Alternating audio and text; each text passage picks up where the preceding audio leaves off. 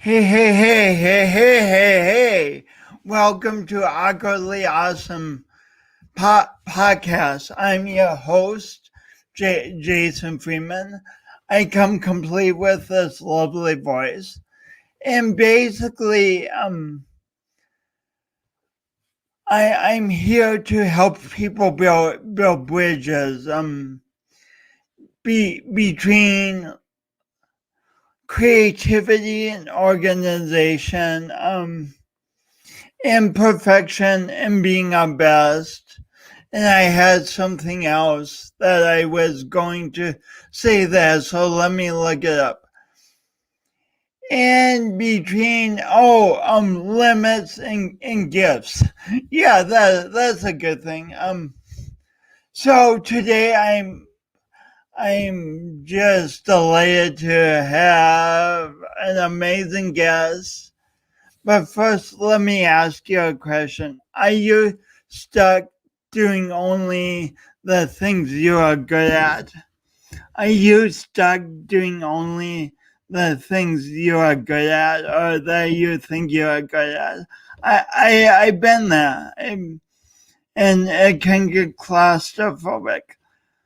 Um, Please join our conversation as Rachel and I talk about discovering the flexibility to thrive doing different things at different points in life. And I'm trying to string this out so this goes seamlessly right now.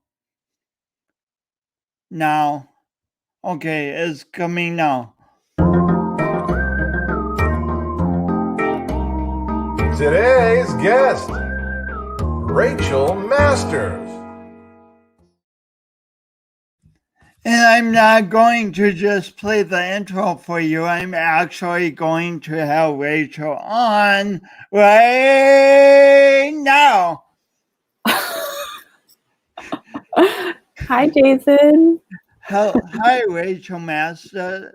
Welcome to Awkwardly Awesome Podcast.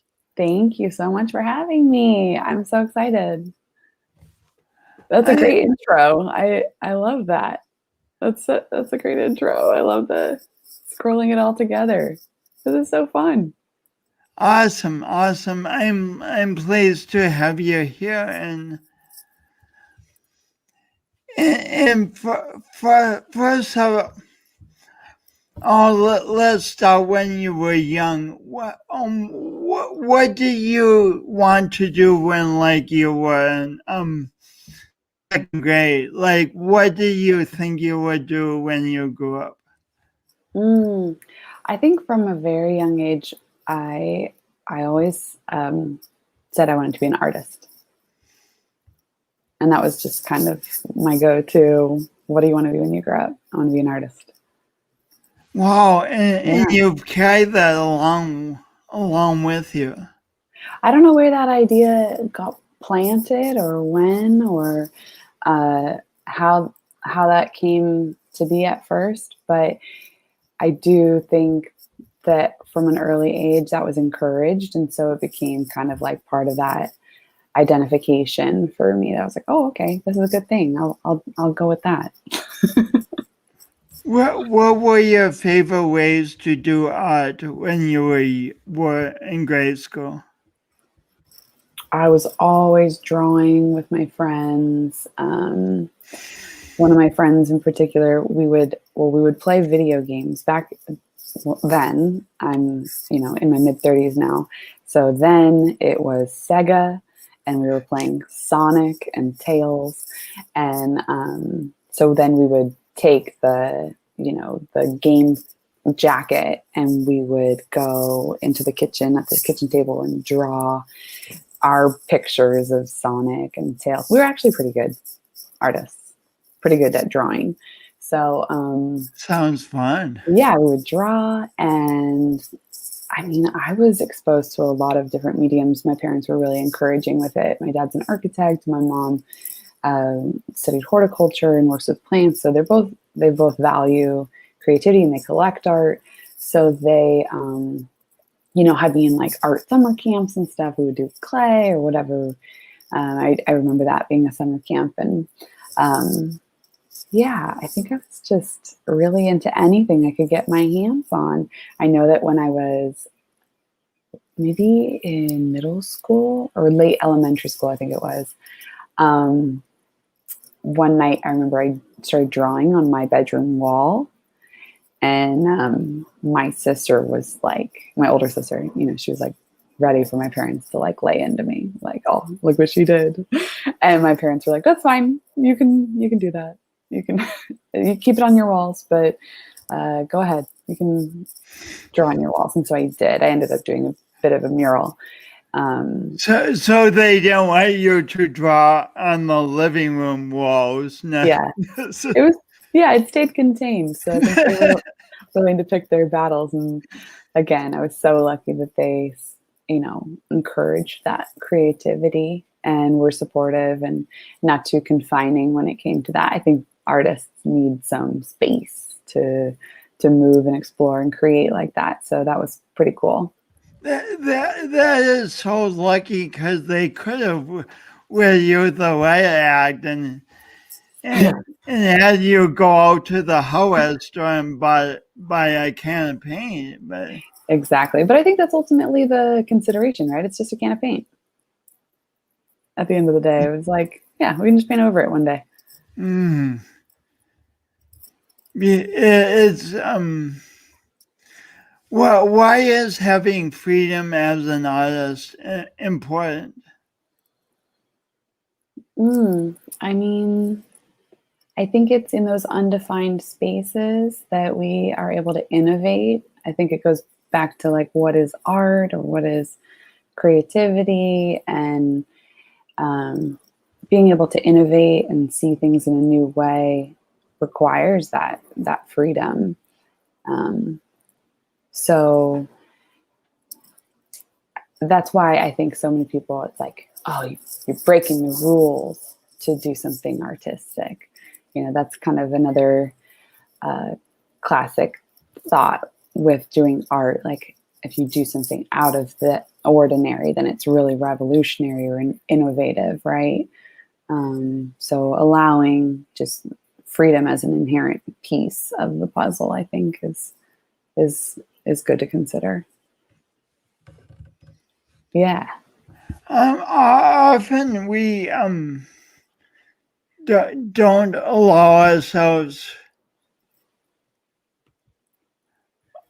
free. I mean, I'm speaking for my own life. Often we don't.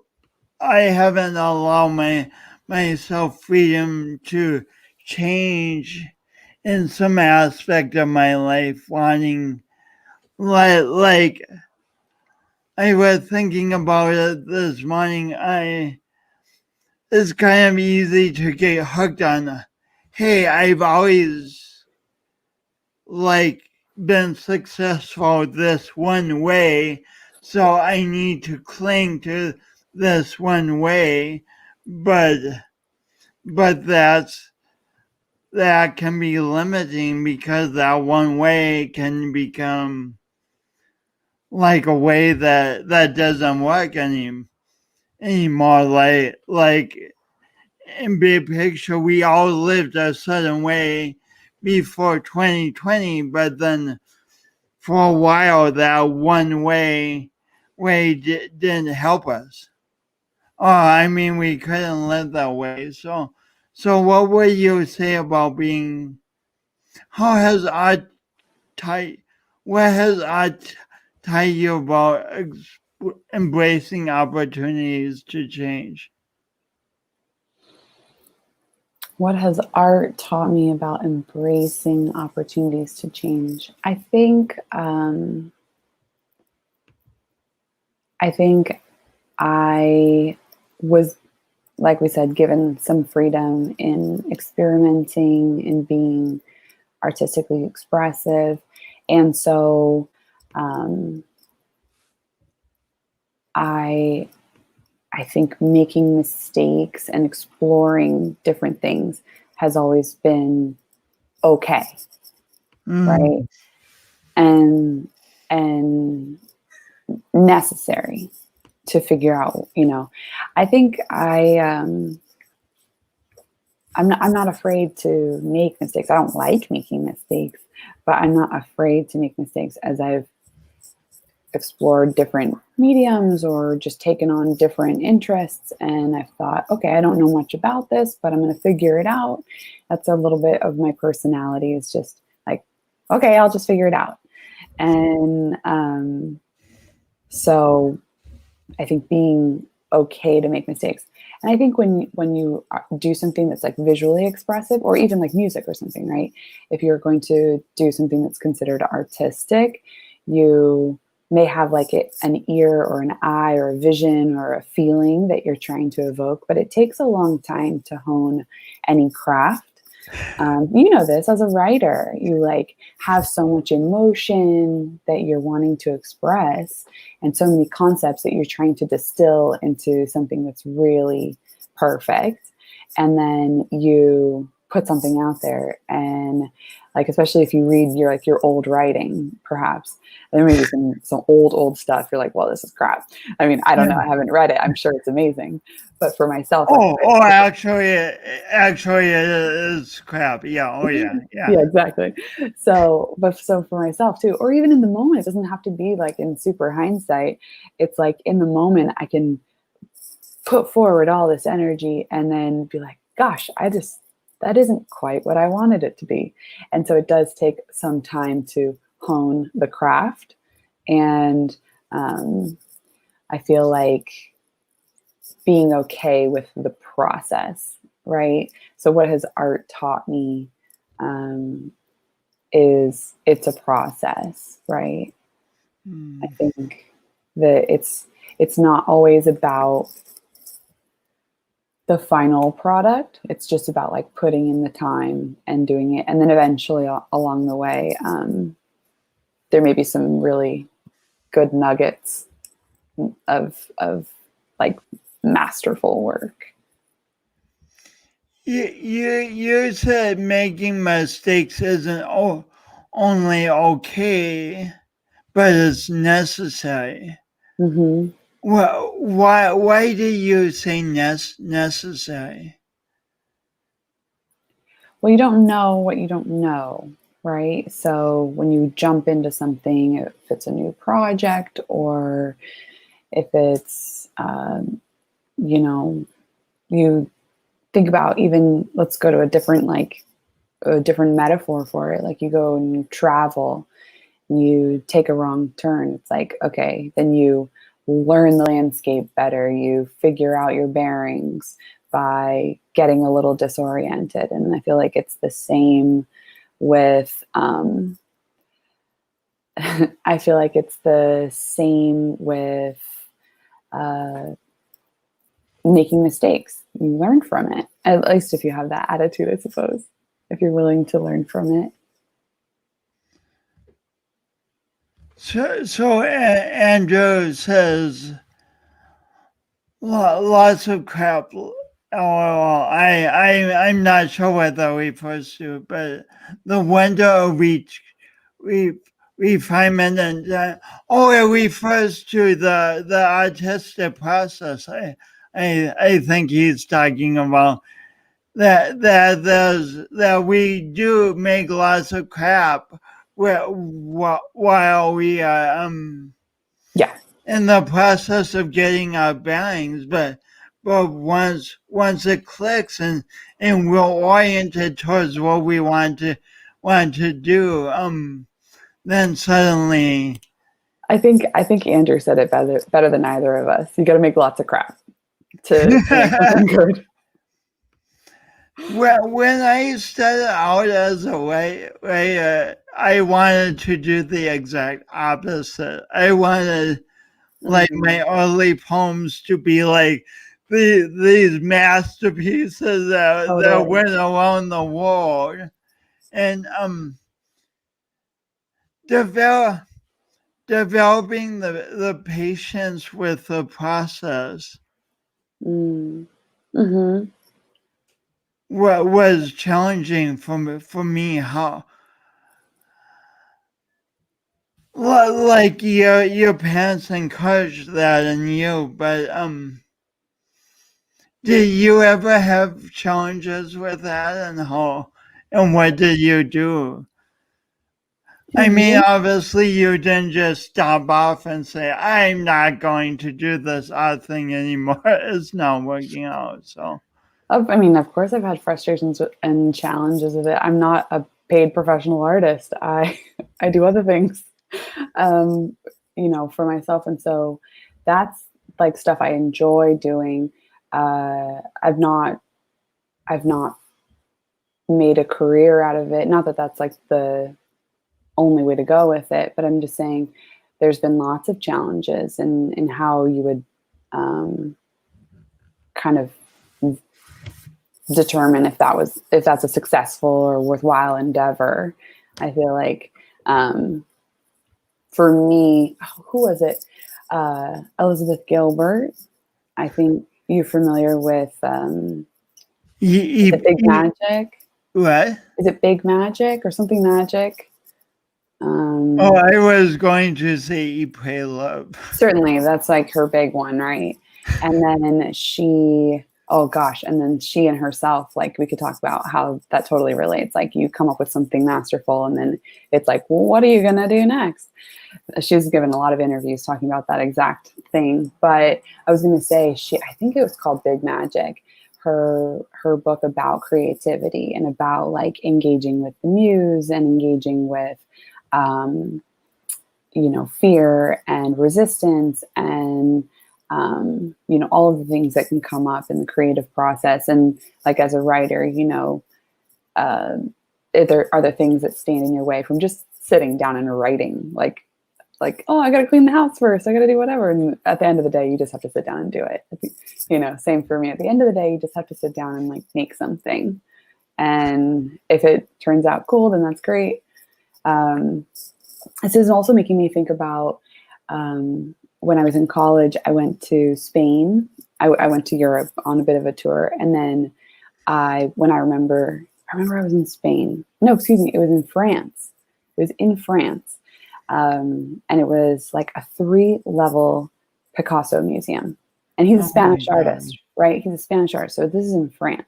So they have 3 stories of his work. It's a huge amount of work, right? Wow. Not every piece is, his Blue Series or Guernica or whatever. It's not every piece is his most famous piece, but you go and you see just the quantity of what he was producing. Wow. And so it's like you may have a few things that are elevated to a place where people really appreciate it. But as Andrew said, I love he's in on this conversation now. Like, got to make lots of crap. And, Picasso then is like an esteemed artist, right? Everyone knows Picasso. If you don't know about art, you still know about Picasso, or at least you know the name, right? And so then I'm here in this museum and I'm looking and it's like, it's his old journals and it's everything else. It's not every piece is a masterpiece, but that moment, like I remember thinking like, oh, you just have to make a ton of stuff. Wow. You just have to do it all the time. Yeah. Just think if Picasso had got upset early on and made something and been like, oh, this stinks.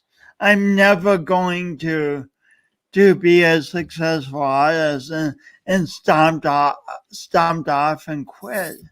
Right. What a loss that would have been for humanity. Yeah, I think you can't overthink it, right? You just have to do it. You can't overthink it. You just have to do it. Just keep making and doing. Just keep making and doing. So we're going to come back to art, but we have a lot to talk about here. So, at a certain point in your life, you decided to become a yoga teacher. How did you make that decision? Well, I did study art and anthropology when I was in college, and at the same time, I started taking yoga classes. I was so lucky that I had a really amazing yoga community in Boulder, where I was. Um, and I started with the Anusara um, lineage of practice. So I was with a ton of Anusara teachers just by fate. And woven into those teachings is a lot of the Vedic texts and philosophies, and I love that stuff. The storytelling, and then the spiritual reflection that's a part of that. And so immediately my first introduction to yoga was more than just the physical asana, the physical postures. And so I was just in love with the practice as something very holistic and really like an art form in a way. It also helped that I was super athletic growing up and I was naturally very flexible. So like I took to it right away. I felt very into it. I think if I wasn't very flexible, I might not have been so interested or felt so encouraged. But anyway, I enjoyed it and I enjoyed my teachers. And so it was something that I really dove into while I was in school. And then I graduated in 2008 with the world as my oyster, so to speak. And then shortly thereafter, I moved back to San Diego where I'm from. And shortly thereafter, then we had the housing crisis and the start of the recession and everything.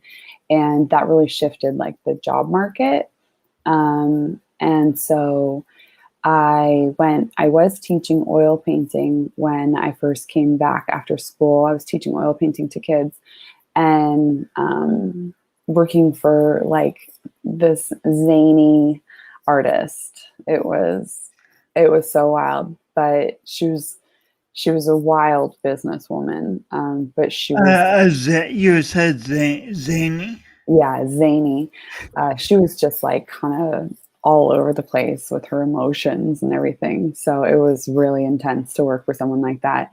And then I ended up working like at a tea room after that, and loved the people I worked with, but was like, this is so not even what I thought I would be doing at this point. And then didn't mind, I love tea, but after that, I just felt like I really didn't know what way to go. And again, this was in the midst of like,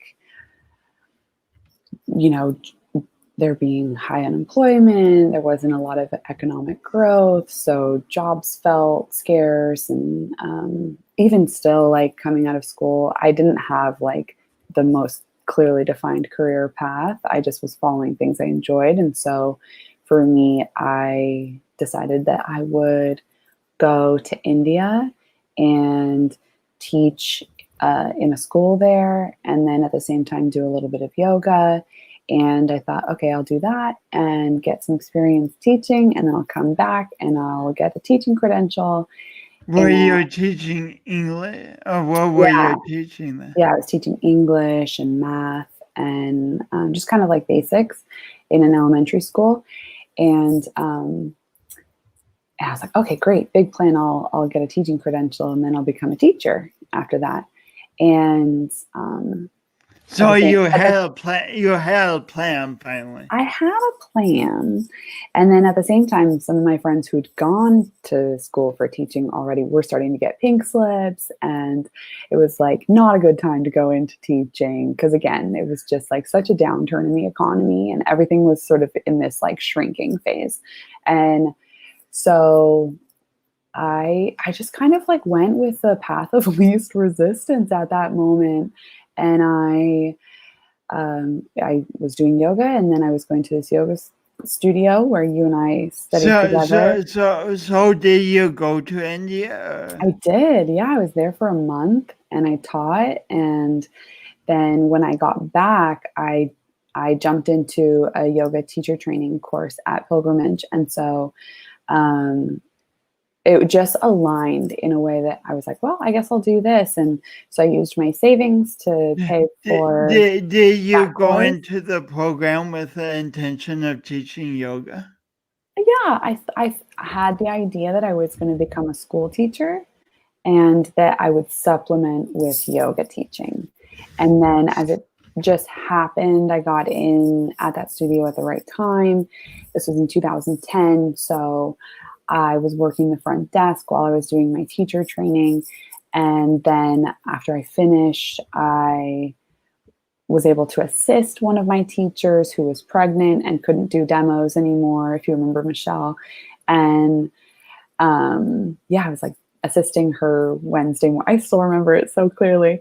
Her Wednesday morning classes, because I was like a stronger person. It was a strong vinyasa class. So, in any case, I'm getting into the weeds. I'm so verbose, but long story short, it snowballed into me teaching full time, and that became uh, my next 8 years pretty much. And I loved every minute of it. I kind of miss teaching yoga, but that was so much fun.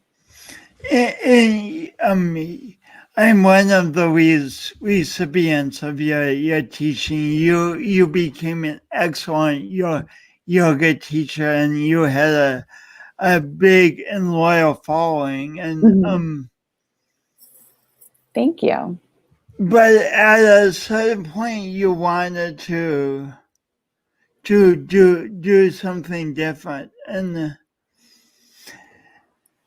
there's a lot of people out there who are really successful doing something in their career, but want to do something different at a certain point. But at the same time, they're like, no, I'm really good at this. So, how Mhm. did you make the choice to like say I'm going to move on from the thing I love, and not only I love it, but other people love me doing it. And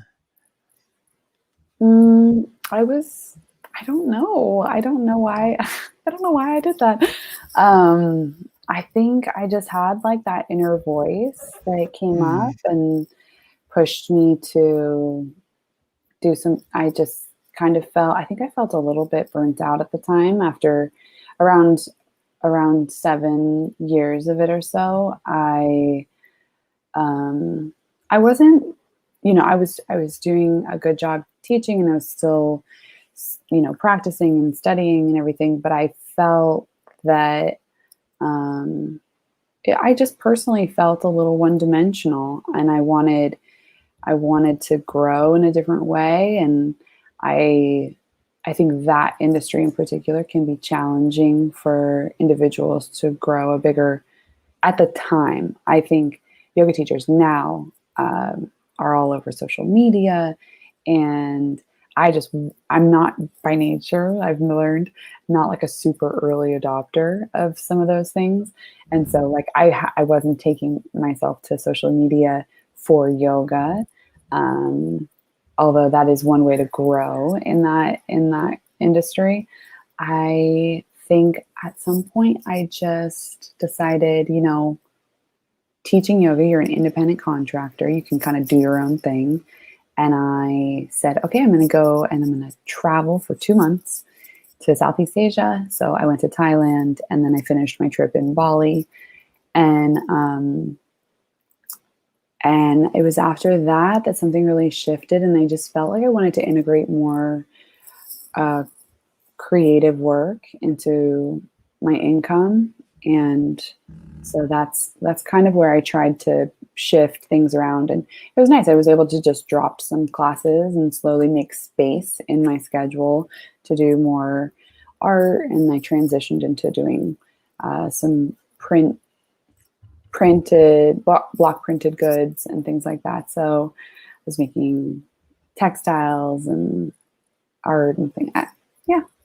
so what would you tell someone who's listening who is successful at a career path that is starting to feel kind of boxed in, but is but then it's like, hey, I'm good at this. The money is coming from this. I'm appreciated. What will you tell them about th- about well? Oh, I mean, you know how to talk. What will you say to them? I think at that time in my life, I didn't necessarily have the support or the skill set that I do now, navigating different transitions. But one thing that I find really helpful, if there's a moment that I feel that kind of itchiness, or if there's a little bit of friction about what I'm doing or how it's coming together, or if I'm feeling that like inner voice, there's a wanting or something's not quite feeling lined up, then something that I find helpful is, well, number one, I learned this from my therapist. So number one, go to therapy, or find a therapist that's helpful if that's something you can, that you would like to do.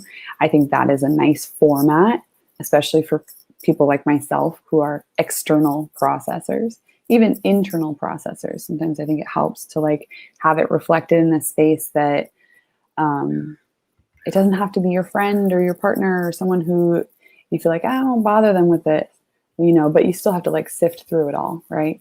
So I would say, finding a format that you can air it out and kind of like put it all on the table. And what I find most helpful in navigating transitional moments is evaluating my values. And my values have shifted over the years, over the decades. And so my values perhaps being, financial security, or is it freedom in your career, or is it, do you value artistry and beauty? Is that something you want to be aligned with? Do you value helping others, being in service to others as you are, do you value whatever it might look like? And being really clear about your values, and also being comfortable with shifting your values, or at least honoring when your values have shifted and saying, okay, you know what, that really served me teaching yoga for so long, because I valued that freedom, and I valued that spiritual development, and I valued that interpersonal relationship and that type of work environment. And I valued, all of those things that when I felt completely at ease in my day-to-day life, it was because I was feeling in alignment with my values. And then the moment that started to feel less so was witnessing also my values shifting. And sometimes there is just like a shifting period, but then eventually being able to just sit with yourself and say, what is it that I value? And so later on, I started to value other things as I grew up, So you had to give yourself space to be honest about noticing that your values were changing. Yeah, and give yourself space, and if it helps to be in a dynamic like in a therapist's office, or if there's other tools that you can use. One thing that I got from my therapist that I currently still use is just like this thing called the values deck. And it's literally a deck of cards, and it has things like beauty and creativity and freedom and security and commitment and humor. And like it has like 60 words. There's 60 cards. And I lay them all out on the table. And then I can just like sort and pull to the side the ones that are immediately speaking to me. And then you get like this visual representation. I've given these cards, I've loaned them out to like so many of my friends. And they're so helpful, I swear. And I can send you the link so you can put it in the notes for like the ones that I found that are so cool. But Sweet, please do. Yeah, they're super fun. And in any case, I think it helps to like have a visual reference, and then you can kind of note for yourself like what feels important right now. And then it might not be quitting your job that you're successful at and it pays great money. Maybe it means you need to take up a hobby that helps you to feel more in line with this other value that's not being addressed. So it doesn't always mean like a huge upheaval of your world. It could just mean like, you know what? I'm not really doing anything to support my value of humor. You know, I'm feeling a little humorless in my life. And maybe I need to go out to a comedy show every once in a while or whatever it is. That's something that we like to do. So. Sweet, or even like my me even could be looking up comedy on YouTube, and Yeah, exactly. I love the idea of the values deck, because you know, our thoughts can just get so like that, so we can't, we think them but we can't see them, but obviously, but with the values deck you can put it all out and you see it Yeah. outside of yourself. Yeah, it visually illustrates those concepts. And it's not complete, right? There's not every single idea in this deck. And so you can come up with your own or whatever. The person, I mean, I think there's many different decks out there. You can just look up values deck, or the ones that I have and really like are from Jamie Brooks. And I believe she's Jamie Brooks. Yeah, Jamie Brooks. I think it's Jaime Brooks, and she's a therapist out of LA. She's not my therapist, but she seems really cute and makes a beautiful deck of cards. Jaime. I think so. Yeah. I'll send you the link. I'll send you the link afterward. Does Brooks have a E in it? I don't think so. Let me see if I can type it to you. I think I have it. Is that way? I don't know. No, I didn't do it. Which? Yeah, that's it. Cool. So what? So when any of us want to look for a therapist, we want someone who obviously we're going to be compatible with. What could you tell us about finding a therapist that works well? Well, I'm hardly like an expert in, this kind of realm, but I mean, all I did was ask friends who I knew were doing the same sort of thing and kind of, again, had similar values, a similar personality type. Because it's personalities, right? You have to mesh with that person. And there's also a lot of different modalities and a little different approaches in therapy, as I understand it. So do you want someone who's going to just like lay you on a couch and they're going to be in the corner? Or do you want to have it more conversational? Do you want to, so the person who I like to talk with, I haven't talked to her in this last year. It'd probably be a good time to check in, but that's how I use a therapist for myself, is just kind of someone to check in with. I usually call on her when things feel a little bit more transitional, but she is my age. She is very insightful, and her work centers a lot around values, and so that's kind of where we arrived at that. But I like having someone who's my age, because it feels like I'm just talking to my wisest friend who just wants to talk about me and doesn't need to take turns talking about her. And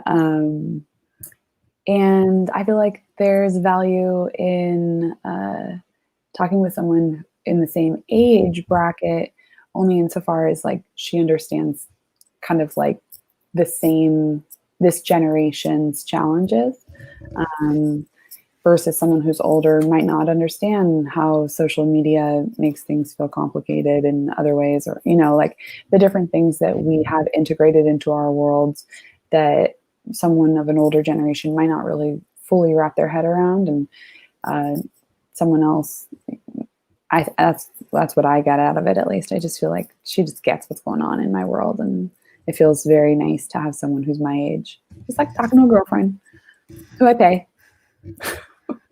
Sweet. Thanks for giving a little bit of an idea of how to start with finding a therapist you're compatible with. But we have a lot more to talk about and only a little time. So, do you want to talk about parenthood or marriage next, or is it a combined conversation? You tell me. I am a wide open book. So I'm here to talk about whatever we want to talk about. It all comes together, right? It's all connected.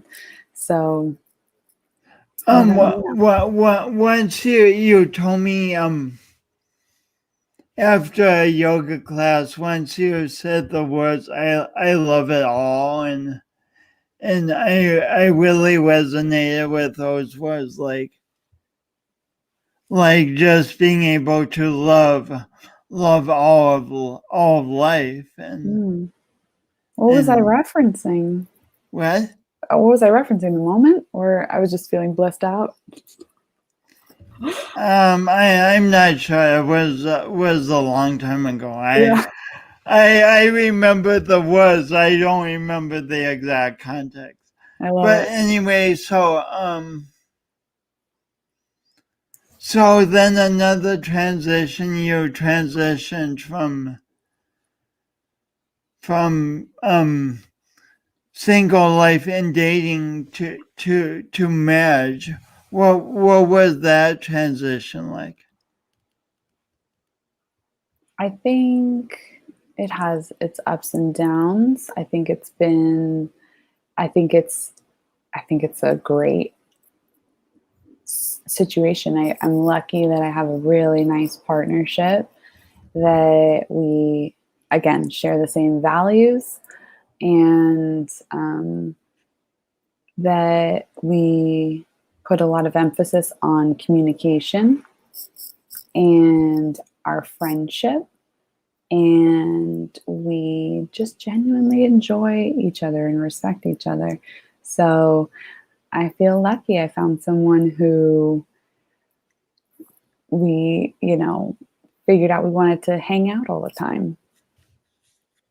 Nice. That's a great way of saying it. We figured out we want to hang out all the time. And that's pretty much what we do. I mean, I think this last year has been funny because it was like all the time. But we still, try to, bye, Andrew. Have a good day. Andrew's amazing. He won't talk back, so he's a cutie. That's so fun. So what was I gonna say? What was I saying? Oh, something about 2020 and hanging out, getting to hang out all the time. Yeah, I mean, with any relationship, it's important to know that like one person isn't going to be everything, and check every single box. So you got to have your friends and your other community and everything. So I think this last year has been funny because it was like truly hanging out all the time, but and that was also great. But I think once you get into a committed relationship or a marriage, however that looks, then still cultivating your own autonomy and independence and having your own thing, so that when you come together, you are a little bit more interesting and dynamic. You have other things to talk about if you have your own worlds too, and you can kind of bring those things together to the table. So you don't want to just talk about being together all the time, because I suppose that doesn't leave that much to talk about, because if you're together constantly, like you both know what you just have done. Yeah. But if you do some different stuff, you have things to come back and share. Yeah, exactly. And then how did so you became a mom, and Seth became a dad. What is parenthood like? I mean, and talk about another big transition. Yeah. Honestly, it's been so much fun. It's been so cool. Like, having a kid is so full time. Like, it's all the time, no breaks. But it's a lot of fun, and our little guy is 19 months, so he's a year and a half, and this is the coolest age. Like, he's starting to talk, he's running around everywhere, he's really absorbing everything around him.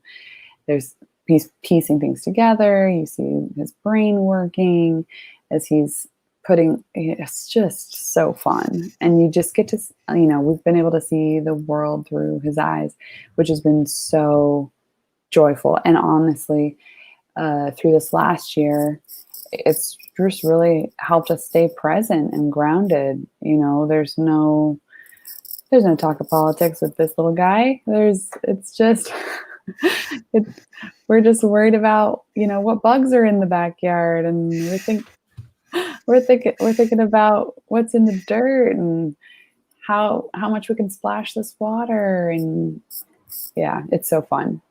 So you really get to see life through your son's eyes on a daily basis, and not only see it but experience. Yeah, and it was kind of the perfect time to be locked in at home and start working remotely, because I would have missed out on a lot of little moments otherwise, and same with Seth. So we got a lot of extra fun moments, everyone just being nooked in at home through the pandemic. And my son was like 4 months when it was in March 2020. I was supposed to go back from my maternity leave to work that same week that Newsom shut California down. So it was perfect. I never went to the office. I went straight down the hall to this room into my office, and I've just been able to work from home and soak up all the extra time with this little guy, and it's been so cool. It's been so cool. Do you know yet, will you have to go back to work physically, will it be virtual? I believe we're going to stay virtual for quite a while, and gosh, that's awesome for you. Have a lot of flexibility. It's so cool. I'm so excited. Wow. Yeah. So I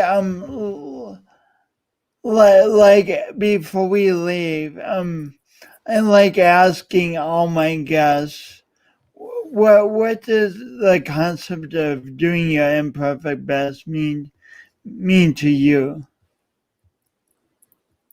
What does the concept of doing my imperfect best mean to me? Well, it's all I can do. I'm like, I don't ever feel like anything is quite perfect as a closet perfectionist. I feel like, um, I've you just got to be okay with doing it and having it be good enough. I don't know. What does doing my imperfect best look like? I think it looks like self-acceptance, and I think it looks like a lot of compassion, and I think it looks like uh, gratitude for what is, and I think that looks a lot like uh, appreciation for the present, because this idea of something being perfect is really just an evaluation on your current reality and saying like, oh, if it was this way, it would be perfect, but it's imperfect right now. And it's like, well, that's your own language you're putting on it. You could just say this is what it is, and that, right, and that's perfect. You get to label it however you want. Wonderful. Well, wonderful. Well, thank you so much, Rachel, for Jason, coming thank on. you. This is so fun. Yeah, it's great to hear your wisdom and and get to hear some of your stories, and I greatly appreciate the honor of having you on today. Oh my gosh, the honor is mine, Jason. It's so nice to catch up with you. Thanks for making my story feel like something of wisdom and something, to share. It's so fun to have this format that reframes my little journey, and you're so complimentary, and it's so nice to dive into all of this with you. Thank you. Yeah, you're welcome. Have an amazing day, and in I assume San Diego is sunny today. It's gorgeous. Yep. Ah, Yeah, it's a gorgeous day. I'm going to do a little bit more work this afternoon and then probably head outside. nice, I nice. miss you, Jason. Thank Miss you. you too, Rachel. Okay. Thank you for our chat. It's so nice to be with you. Hey, great to be with you. Have a great day. See you. What wasn't that that's so cool. I love my I love I get this is part of my job. I have to pinch myself because it just is so fun. But I hope you have fun too. If you're watching this in the future and have any comments, please comment, and please tune in next week when I'll have another great guest. And hope you enjoyed our really awesome podcast. And now the transition to the outro. Someday I'll make it a seamless transition, but that day is not today. Okay, I'm still trying to find it. Here we go. Bye.